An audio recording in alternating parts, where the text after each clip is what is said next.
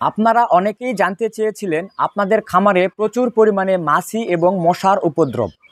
তো এক্ষেত্রে আপনারা সমাধান হিসাবে কি করবেন?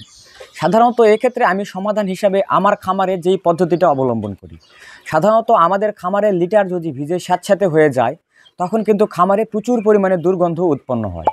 আর এই দুর্গন্ধ উৎপন্ন হওয়ার ফলে আমাদের খামারে প্রচুর পরিমাণে মশা এবং মাছির উপদ্রব বেড়ে যায়। তো এক্ষেত্রে আপনারা সমাধান হিসাবে খামারের লিটার সবসময় শুকনো এবং ঝরঝরে রাখবেন। আপনারা যদি খামারের লিটার শুকনো এবং ঝরঝরা রাখতে পারেন, তাহলে কিন্তু খামারে দুর্গন্ধ হয় না।